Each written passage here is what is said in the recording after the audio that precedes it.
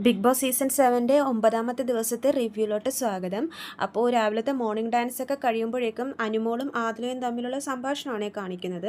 ആദില പറയുന്നുണ്ട്, രാത്രി എല്ലാവരും ഉറങ്ങിയതിന് ശേഷം ഈ നവീൻ മാത്രം ഉറങ്ങിയില്ല, എന്നിട്ട് ഞങ്ങളുടെ രണ്ടുപേരുടെയും കൂടെ വന്ന് ആ നവീൻ കിടന്നു എന്ന് പറയുമ്പോൾ അനുമോൾ ചോദിക്കുന്നുണ്ട്, നിങ്ങളുടെ നടുക്കോ? അല്ല അല്ല, എൻ്റെ കൂടെ ആ അപ്പുറത്തെ സൈഡിൽ വന്ന് കിടന്ന് ഞാൻ ഓടിച്ചു വിട്ടു അപ്പുറത്തെ കട്ടിലോട്ടെന്നൊക്കെ പറയുന്നുണ്ട്. അപ്പോൾ വന്നിട്ട് ചോദിച്ചപ്പോൾ അവൻ പറയുവാണ്, അവന് രണ്ട് ചേച്ചിമാരുടെ സ്നേഹം വേണമെന്നൊക്കെ പറഞ്ഞിട്ടാണ് വന്ന് കിടക്കുന്നതെന്നൊക്കെ പറഞ്ഞ്. അപ്പോൾ അനുമോള് പറയുന്നുണ്ട്, അവനെ മൊത്തത്തിലൊരു കള്ളലക്ഷണം ഉണ്ട്, സൂക്ഷിച്ചോ എന്നൊക്കെ അനുമോള് ആദിലയോട് പറയുന്നുണ്ട്.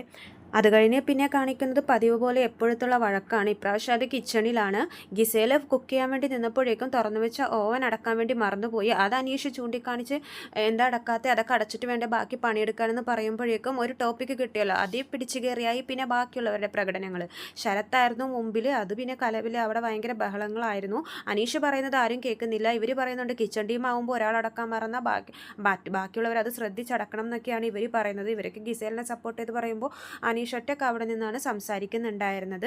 അങ്ങനെ ബഹളങ്ങളൊക്കെ ആയി കഴിയുമ്പോഴേക്കും കുറേ നേരം കഴിയുമ്പോഴേക്കും ബിന്നി വന്ന് ചോദിക്കുന്നുണ്ട്, എനിക്ക് വിശക്കുന്നുണ്ട്, നിങ്ങളെന്താ ഭക്ഷണമൊന്നും ആക്കിയില്ലെന്ന് ചോദിക്കുമ്പോഴേക്കും അനീഷ് വീണ്ടും അവിടെ പറയുന്നുണ്ട്, വിശക്കുന്നുണ്ടെങ്കിൽ കുറച്ച് വായു എടുത്ത് ഭക്ഷിച്ചു, എന്നിട്ട് വെള്ളം എടുത്ത് കുടിക്കുകയും ചെയ്തു എന്നൊക്കെ പറയുമ്പോഴേക്കും വീണ്ടും അവിടെ അത് പ്രശ്നമാവുകയാണ്. വായു ഭക്ഷിക്കാനാണെങ്കിൽ നിങ്ങൾ എന്തിനാ കിച്ചൺ ടീമിൽ നിൽക്കുന്നത്, ഇപ്പം തന്നെ ഇറങ്ങിക്കോ എന്ന് പറഞ്ഞിട്ട് പിന്നെ അവിടെ വീണ്ടും ഒരു വലിയ ബഹളം തന്നെ നടക്കുവാണ്.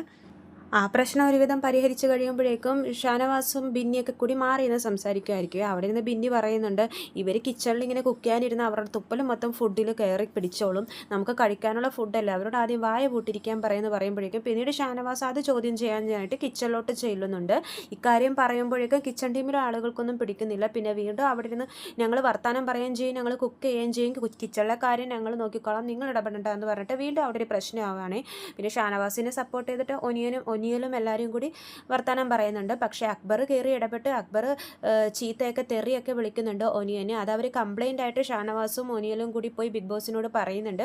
ഒനിയൽ പറയുന്നുണ്ട്, തെറി വിളിച്ചിട്ട് നീ ബിഗ് ബോസിൽ നിൽക്കുമെന്ന് നമുക്കൊന്ന് നോക്കാം എന്നൊക്കെ പറഞ്ഞിട്ട് വീണ്ടും അവർ തമ്മിലൊരു വഴക്ക് അവിടെ ഉണ്ടാവുകയാണ്. ബിന്നി കൊളുത്തുവിട്ട തീ അവിടെ പിന്നെ ആളിക്കത്തുവാണ്. ഇതൊക്കെ കണ്ടുകൊണ്ട് ബിന്നി ഒന്നും മിണ്ടാതെ നിൽക്കുവാണ്.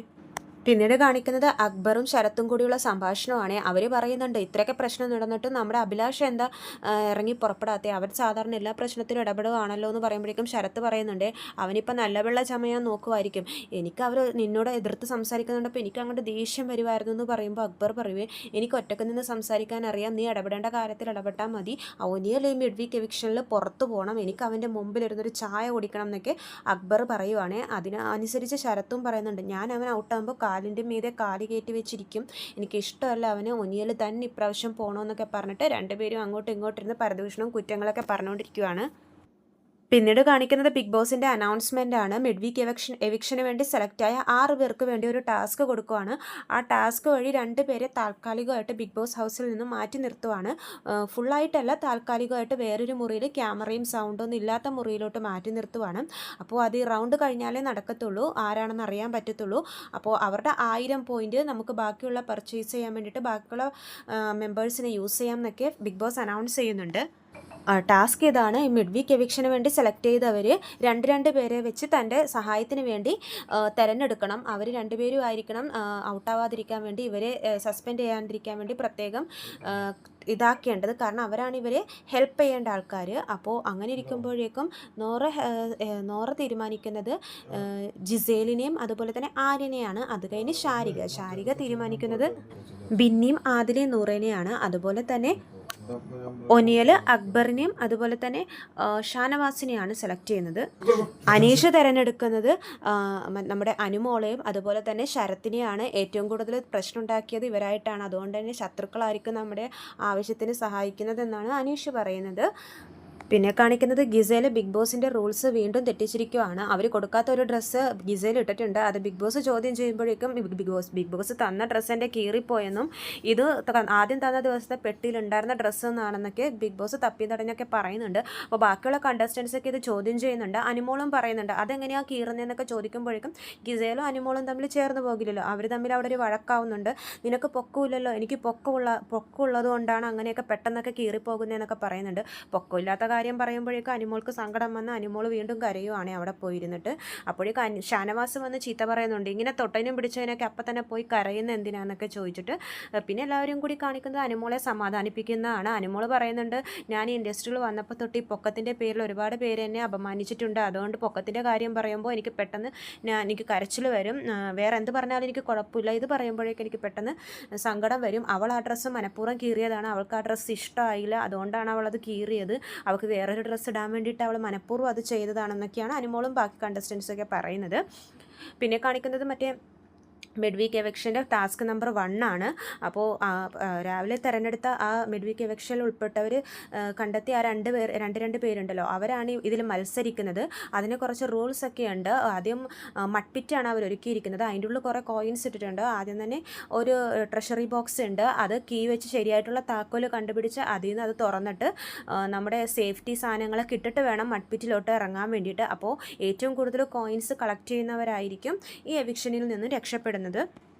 പിന്നെ കാണിക്കുന്നത് മത്സരമാണ്. എല്ലാവരും പെട്ടി തുറന്ന് സേഫ്റ്റി മെഷേഴ്സൊക്കെ ഇട്ടിട്ട് എളുപ്പം നമ്മുടെ പിറ്റിലോട്ട് കയറുന്നുണ്ട്. പക്ഷേ അനീഷിൻ്റെ ഹെൽപ്പർമാരായ നമ്മുടെ ശരത്തും അനുമോളും ആണ് കുറച്ച് ലേറ്റായി പോയത്. അവർ താക്കോല് കണ്ടുപിടിക്കാൻ കുറേ അധികം താമസിച്ചു. അതുപോലെ തന്നെ മെഷറൊന്നും മറ്റേ സഹായത്തിനുള്ള ആ ഇതൊന്നും ഇടാണ്ടാണ് അനുമോൾ കോക്പിറ്റിലോട്ട് കയറിയത്. അതിനുവേണ്ടി 2-3 പ്രാവശ്യം അങ്ങോട്ടും ഇങ്ങോട്ടൊക്കെ അനുമോൾ മാറുന്നുണ്ടായിരുന്നു. കാരണം ആ സേഫ്റ്റി സാധനങ്ങളൊക്കെ ഇട്ടിട്ട് വേണം ഇറങ്ങാനെന്നൊക്കെ എല്ലാവരും പറഞ്ഞിട്ട് അങ്ങനെ കുറേ ടൈം അവരുടെ പോയി. അങ്ങനെ മത്സരം കഴിയുമ്പോഴേക്കും ഏറ്റവും കൂടുതൽ കോയിൻസ് കിട്ടിയിരിക്കുന്നത് നമ്മുടെ നോറയ്ക്കാണ്. അത് കഴിയുമ്പോഴേക്കും പിന്നെ ശാരിക, അത് കഴിഞ്ഞ് പിന്നെ നമ്മുടെ രേണു സുധിയാണ്. ഏറ്റവും കുറവ് കിട്ടിയത് നമ്മുടെ അനീഷിന് തന്നെയാണ്. പിന്നെ അതിൻ്റെ അടിസ്ഥാനത്തിൽ മാർക്കും ബിഗ് ബോസ് കൊടുത്തിട്ടുണ്ട്.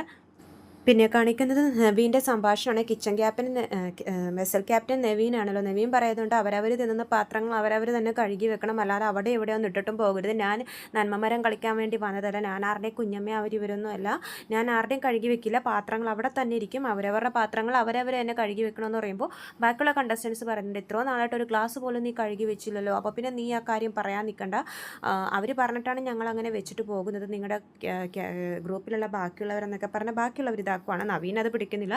നവീൻ അവിടെ കിടന്ന് ചൂടാവുന്നുണ്ട്. പിന്നീട് ഒരു ടാസ്ക്കാണ്, ഒരിടത്തൊരിടത്തെന്നാണ് ടാസ്കിൻ്റെ പേര്. അതിൽ നമ്മൾ ഓരോരുത്തർ വന്നിട്ട് നമ്മുടെ ജീവിതകഥ പറയണം. അതായത് കണ്ടസ്റ്റൻസ് തന്നെ തീരുമാനിക്കുന്ന 3 പേര് വെച്ചിട്ടാണ് ഓരോ ദിവസവും പറയേണ്ടത്. അത് അവർക്ക് തന്നെ തീരുമാനിക്കാം.